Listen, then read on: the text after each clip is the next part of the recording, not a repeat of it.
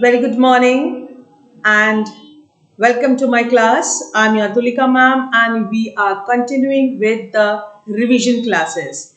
Today is my second revision class and I'm going to complete the leftover poems today. So what are the poems I'll be taking up today? It's Amanda and the animals. The tale of the custard, the dragon, we have already done in the class. So I'm not repeating it. So I'll be using something else in that time. I'll be using to revise that time to revise something else, right? So let us start with Amanda by Robin Klein. Robin Klein, Robin, Robin Klein, Klein. Now, at times, the spellings, the letters and the spellings may be altered. So, repeatedly, I'm asking you to learn the titles of the poetry section and the literary section, prose section, and to learn the name of the authors and the poets.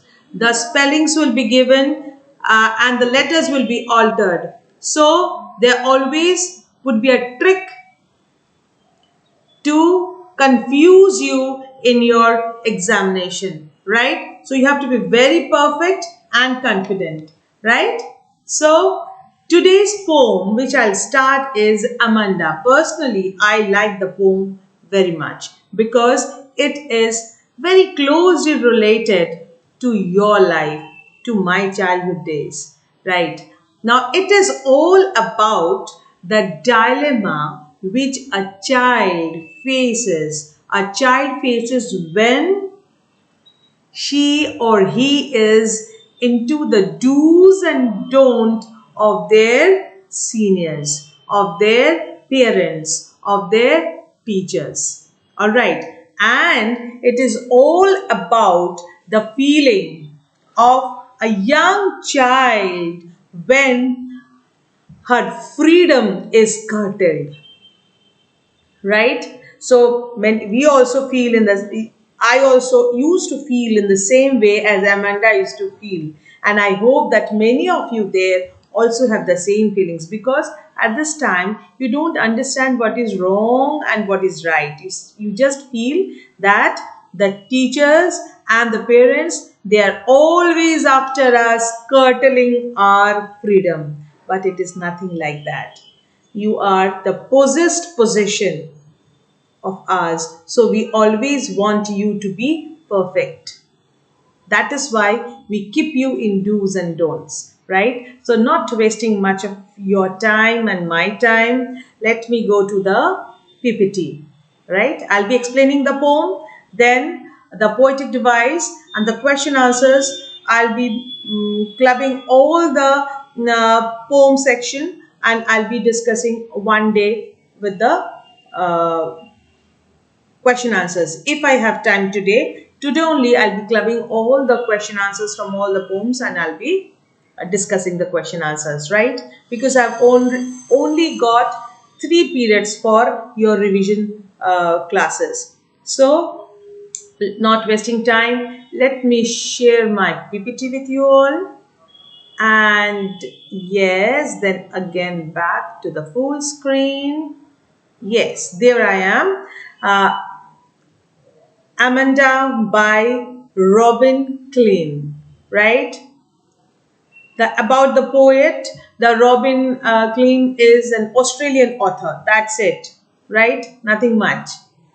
The introduction has expressed the view of a little girl, Amanda, who is constantly pointed out by the mother for making mistakes. Mistakes which she considers so as they are not a part of the code of good conduct laid by the society in which we live, right? That is what I was trying to make you understand, that we put you all in do's and don't not because we want you deliberately we want to curtail your freedom, to intrude in your free world.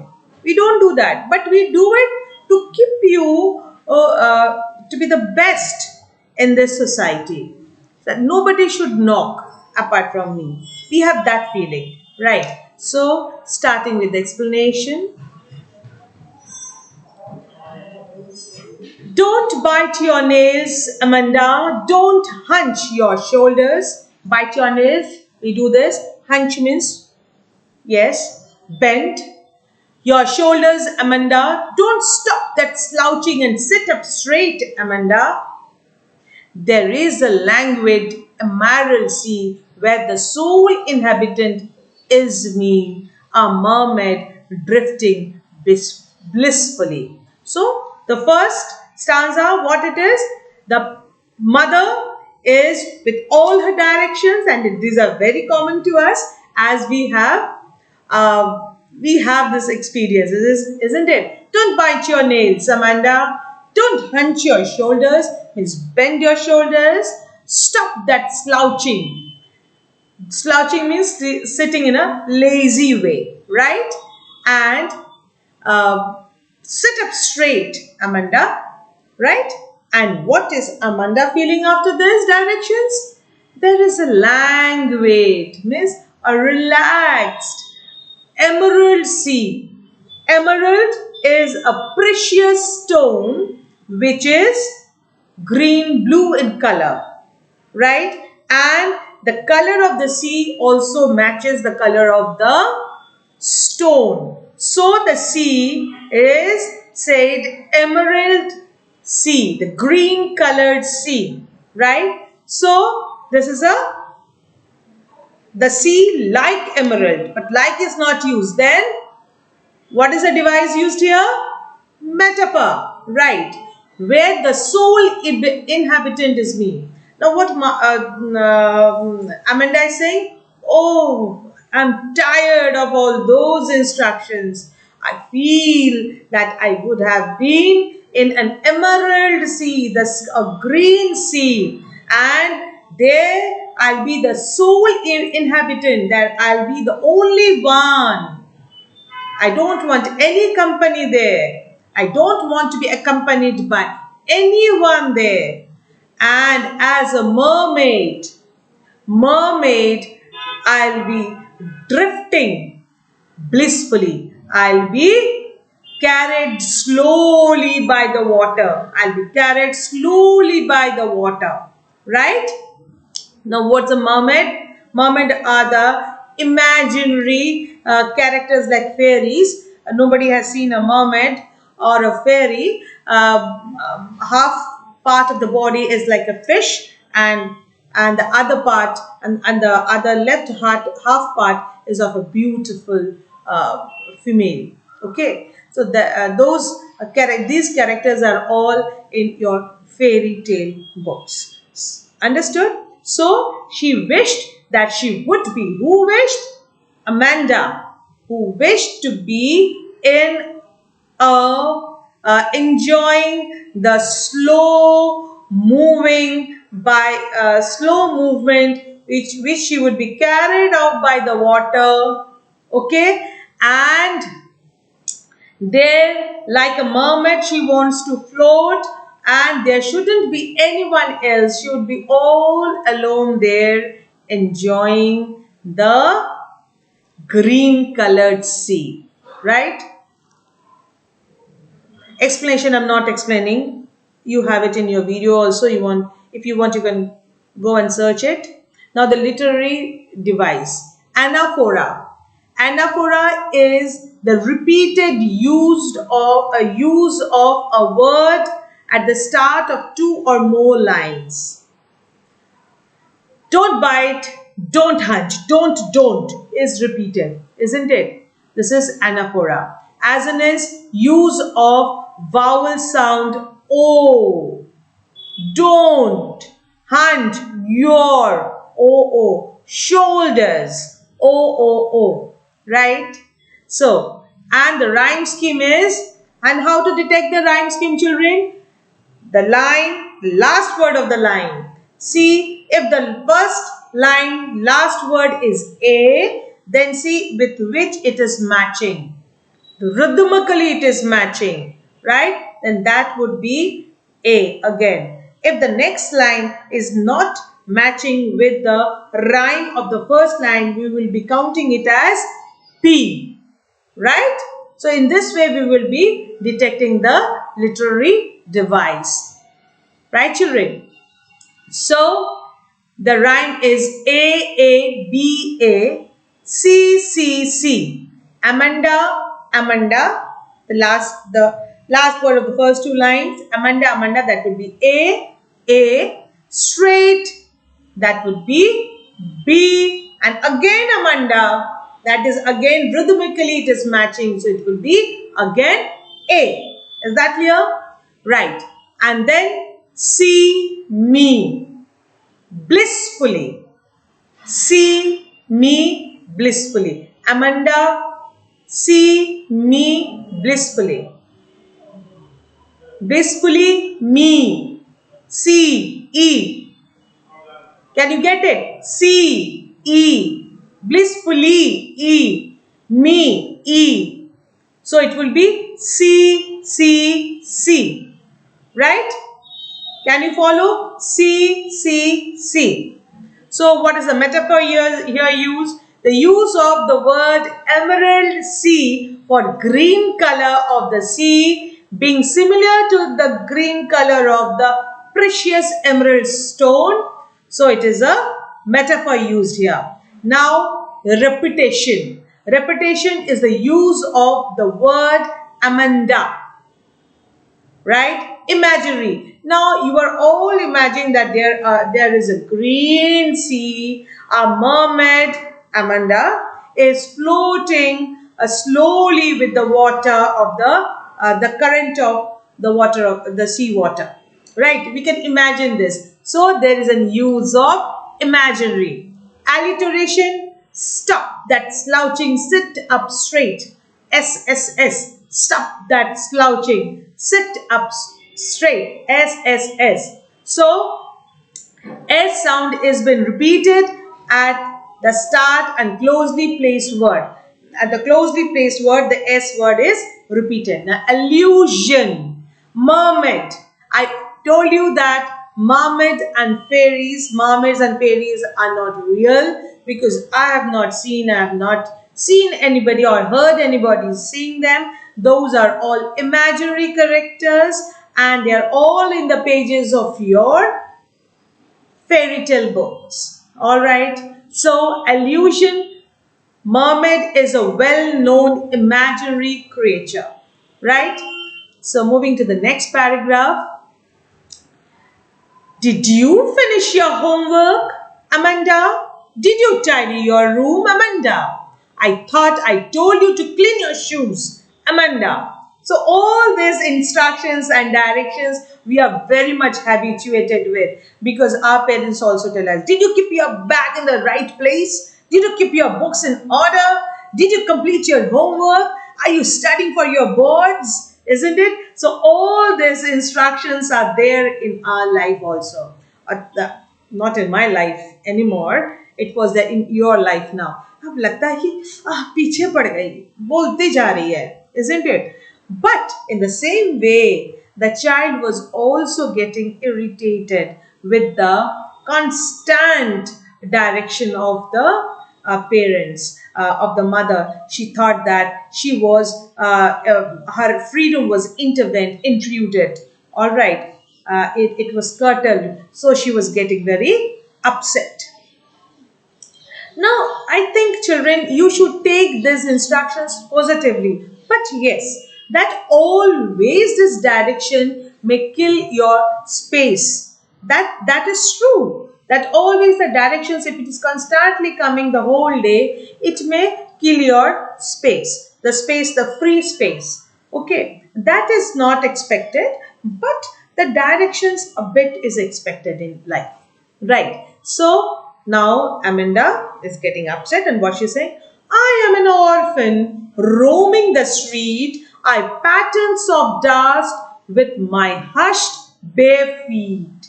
The silence is golden. The freedom is sweet. So see how deliberate the child is. How deliberate the child is. She's so upset with the constant nagging of the parents. What she's saying? That काश हम एक orphan होते. Means if she would have been an orphan. Who's an orphan? Who doesn't have the child, who doesn't have parents, whose parents are dead. So, and she said that it would have been so good if I would have been an orphan. Then, like street urchin or a street urchin, I would have roamed about in the street without anybody's knock. And what more she would do? She would pattern the soft dust. Now she would be moving barefoot in the dust covered street, and she would be making patterns with her feet, right? The silence, now she says, the silence is golden and the freedom is sweet. Now she's tired of this constant nagging, and she says that she craves for that golden silence and the freedom. She's craving for the freedom because she thinks that her freedom is hampered. She says that that is very sweet. Now let me see explanations. I'm not doing, children. You can see it in your videos. Now, literary device. Anaphora, the repeated use of the word start for two or more lines. Did you finish? Did you tidy? This did you is anaphora, right? Right? What is the rhyme scheme here? The rhyme scheme is A-A-D-A-E-E-E.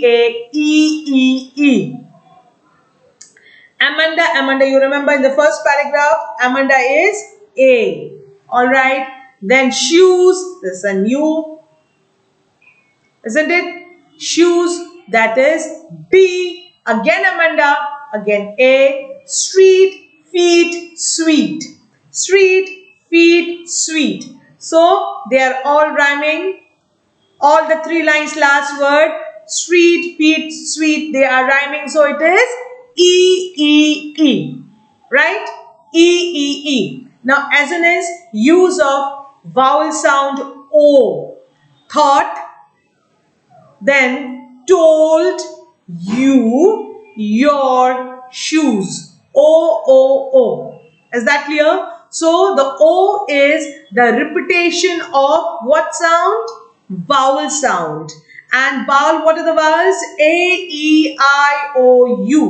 And the rest are consonants. Right. Repetition. The use of the word Amanda.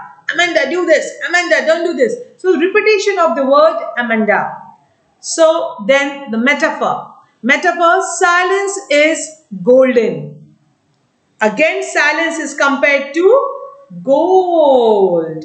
So, glorious. Golden means here glorious. So, but did the poet use any like such as? No. So, the comparison is done without the use of like such as. So, it is metaphor. Right? The freedom is sweet is another metaphor. Freedom is said to be sweet in taste. Right? The freedom is said to be sweet in taste. So, it is again the use of metaphor. I think you could understand it. Now, don't eat that chocolate, Amanda. Remember your acne. Amanda, will you please look at me when I'm speaking to you, Amanda? This thing I also do, you know. Please look at me. I feel that when people are not looking at me, they are ignoring me. When I'm scolding somebody.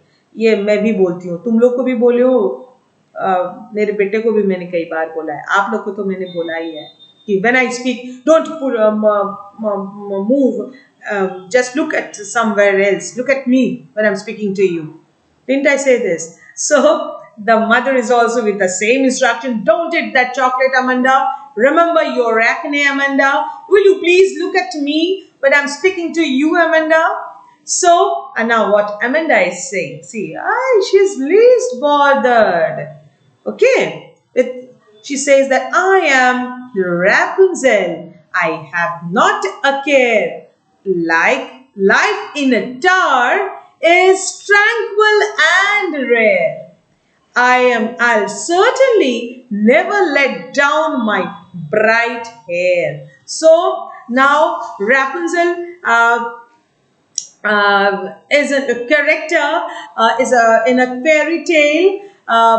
She is a girl in the fairy tale by Brothers Grimm, and Rapunzel. What happens? She is captivated in a tower. Okay, and she doesn't know that how she would come out, but one day the prince, he comes, and what he does, Rapunzel has long golden hair. What he does, she throws down her long golden hairs, and the prince climbs up the stairs with the help of those golden long hair, and then she is, freed from that captivity. Right. This is all about the story of Rapunzel. I think all of you know about it. So I am the Rapunzel. She says, "Oh, I'll be the beautiful princess. I'll be the Rapunzel.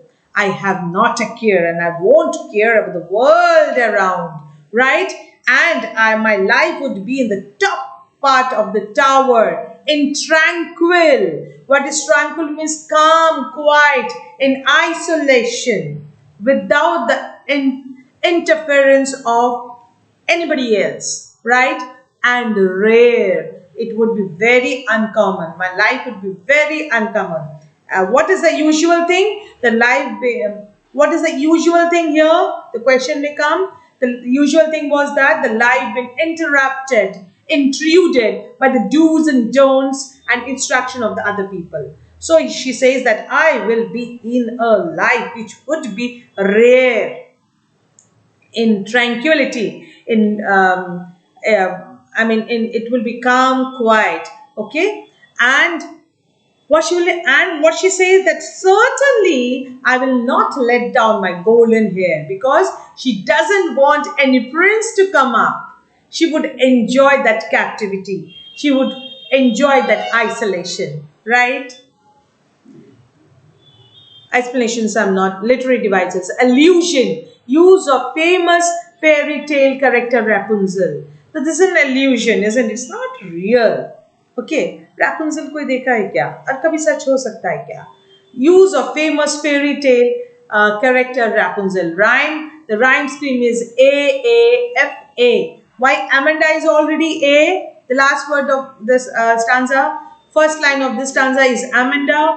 The second line, the last word is again Amanda. Then you. There's a new word, rhyming word coming. You. So that would be E. हम लोग कर चुके थे last stanza में. So this will be F. Right? So A, and then care, rare, hair. The last three lines, the last word of the last three lines of this paragraph is care, rare, and hair. So it would be G. Right? Assonance, use of vowel sound E and O. Will you please look at me? And I am speaking to you. So understood? E, please, E. Then me, it's E. Look, O, you, O. Right? So consonants, use of sound R. I am Rapunzel. I have not a care. R. Bright hair. Bright hair. So R again. Understood? Repetition. The use of word Amanda. The use of word Amanda again and again is repetition. Now the last answer. Stop that sulking at once, Amanda. You are always so moody, Amanda. Anyone would think that I nagged at you, Amanda. So the mother comes with the instructions. Say, stop that. Stop, Amanda. Don't be in that morose bad mood. Okay. don't be so unstable. Okay, you are always moody. You are so unpredictable. You are so unstable that we don't know when how you would change your mood. Okay, and anyone would think that I nagged at you, and if people outside will think that I always am after you with the do's and don't. Please, Amanda. Okay, and nagged means harass. Always I'm harassing you, right? Literary device, alliteration. Stop that sulking. SSS. Stop that sulking. SSS. Right? Okay. The repeated at the start of the closely placed words is alliteration. Repetition. Use of the word Amanda. Okay. Rhyme scheme A. Amanda in the first line, the first line of this stanza, the last word is Amanda. The second line is again Amanda. Second line's last word is again is Amanda. So A and U is H and then Amanda A. Right? So that's the end of your explanation. So children, I hope that you have enjoyed the explanation and now stop enjoying and start learning because in the you can get my video also. I have detailed way I have explained it, right? And I have also shared the extra questions there for preparing your question bank. Do you remember? No, many of you are not going through it only, right? Anyways, I'll be discussing some questions, but that would be a handful, isn't it? So, the next poem is animals, right? So, animals is a poem by Walt Whitman, and it's a very sensitive poem where the poet says that he values more he values the relationship which is more the relationship which is there with the animals over the human relationship. He says that he favors the animals more in the bonds of relationship than that of the human relationship. He says that humans are always they are jealous of each other, they are fighting with each other, they're always they are entangled with the strong ties of needs and want, but animals are not nothing like that. The relation of the animals are he craved more with the relations with the animals. Why? Because he was all impressed by the placid and you may say the self-contained demeanor of the animals. He said that the animals are much more self-contained. एक बार बस निकले और अपना pray खाने का जुगाड़ हो गया, बस खत्म. They are not entangled with the that entangled with the ties of more and more we want, isn't it? We humans, we are just after what? Why are we all rushing from the morning till the night? We are just running just to achieve more and more in our life. Why? To satisfy our needs and wants. But that you won't find in animals, right? They are placid, they are self-satisfied, self-satisfied, and this self-satisfied demeanor has been appreciated by the poet here. And he says the animals they sleep sound and all over in the night. They don't have nightmares. They don't have any tensions in their life. They just they lead a very a strong bond with their clan, with their community, the community of the animals, isn't it? But we humans, we are just rushing ahead to meet up our greeds. I'd say it is greeds, right? So we are just rushing ahead to meet up our greeds, nothing else. So let me start with the explanation. The Animals by Walt Whitman, Whitman. So please do learn the spellings, and we start the introduction. In this poem, Walt Whitman admires the animals for being better than humans. The poet wishes to live with animals and to experience a life where no one complains. यहाँ पे हम लोग को सब हर समय complain है, हाँ ये फ़ोन नहीं चाहिए, अब नया फ़ोन चाहिए, हाँ ये लैपटॉप नहीं चाहिए, नहीं स्कूल में एसी भी होना चाहिए, हाँ घर में हर कमरे में एसी होना चाहिए, राइट, थोड़ा सा अच्छा ड्रेस चाहिए. So we are all full of complaints. So he admires the animals because they are better. They don't have any complaints in their life. And wherein everyone is free from sins and sorrows. We are all laden with sins and sorrows. Okay, we are all, why? Because we commit sins to satisfy our greed. Okay, and for that afterwards, for as an after effect, we are sorrowed also. We suffer also, right? So in this poem, Walt Whitman has given a pedagogic point before the human beings. About the poet, I'm not is an American poet, so more, and he is more known for his revolutionary kind of poetries, right? The moral which we are going to learn, the poet Walt Whitman wants to convey the message that the man should live a happy, contented, peaceful life like the animals. He should not indulge in amassing wealth. It will make him selfish, greedy, and commit sins. Repent for his behavior and follies and spend sleepless nights. Right? The first stanza. I think I could turn and live with animals. They are so placid, self-contained. I'd stand and look at them long, long. Now, what is saying that?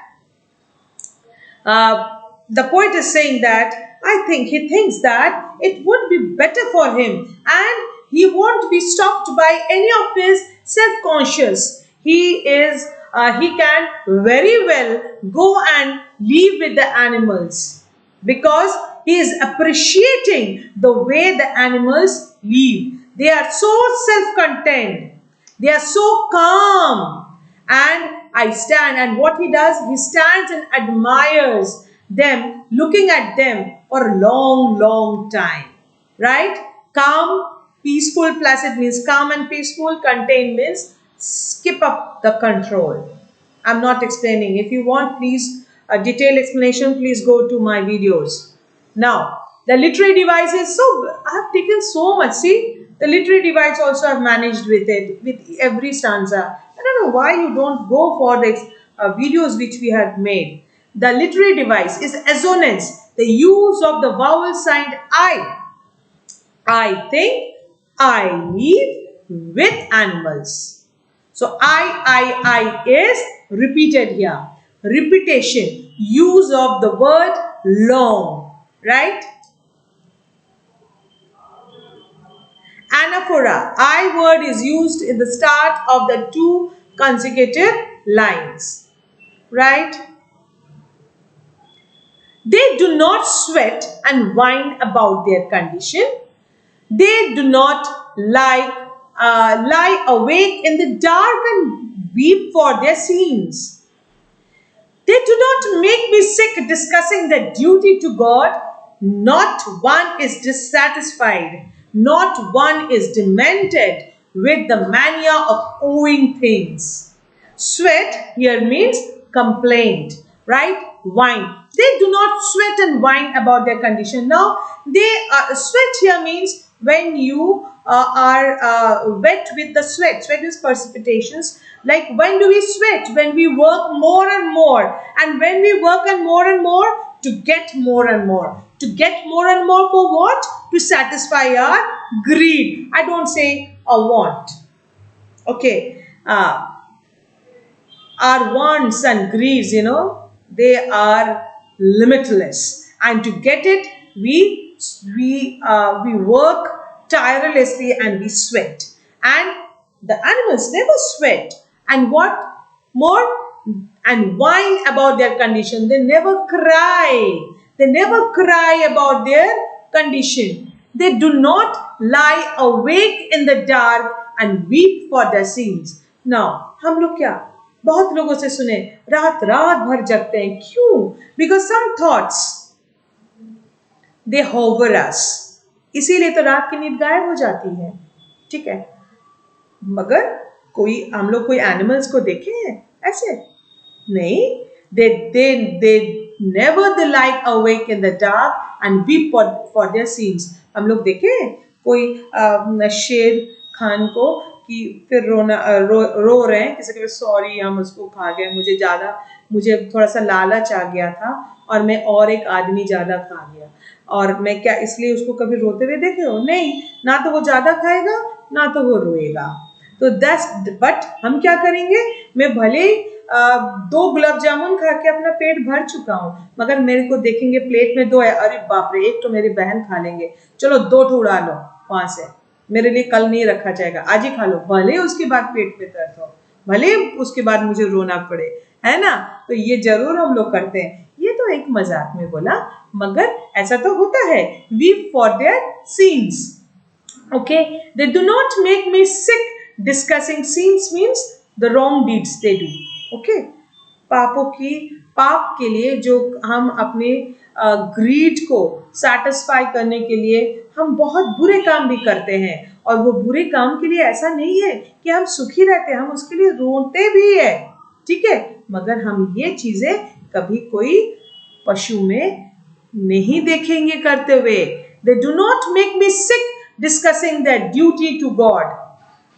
यहाँ पे रोज हम लोग को कोई ना कोई channel में प्रवचन देते हुए कोई बावर्ची मिल जाते हैं कि ड्यूटी टू गॉड समझाते हैं कि we should not be deviated, we should not be entangled in this material world, that we forget that spiritual world, that eternal strength, we should not forget that. ये चीज तो हम लोग भूल ही जाते हैं. एक आदमी चाहिए होता है रोज चैनल खोल के समझाने में कि भैया वो इटर्नल स्ट्रेंथ को याद करो. क्या कोई एनिमल किंगडम में ऐसा होता है? कभी नहीं होता है. No one is dissatisfied, not one is demented with the mania of owing things. Okay, and they are not, the animals are never mad of owning more and more wealth or things, right? They are never disturbed, right? And here sweat means complaint. Now, anaphora is the use of repeated words at the beginning of the 2 or more consecutive lines. They do not was repeated, right? Metaphor. Sweat and wine refers to cries.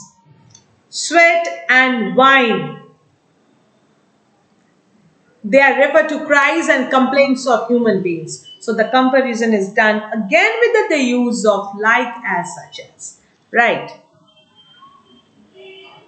Not one kneels to another, not to his kind, that lived thousands of years ago. No one is respectable or unhappy over the whole earth. So they show their relations to me, and I accept them. They bring me tokens of myself. They evince them plainly in their possession.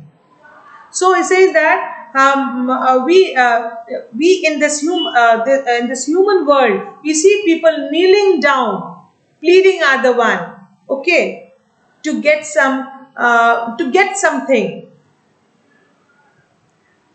But do we see the animals doing it? No one kneels to another, not to his kind, that lived thousands of years ago. ये बरसों से हजारों साल से होता आ रहा है. Not one is respectable or unhappy over the whole earth. कोई किसी को बहुत ज्यादा रिस्पेक्ट नहीं मिलता है और वो लोग दुखी भी नहीं है कि मुझे मिल नहीं पाया. So they show their relations to me, and I accept them. So what they do, their relations, I accept their relations because their relations are unconditional, full of truth, So the poet says that I, means the poet, he accepts that unconditional love, the relationship of those animals. They bring me token of myself. They evince means reveal them plainly in their possession. Okay? Possession means ownership.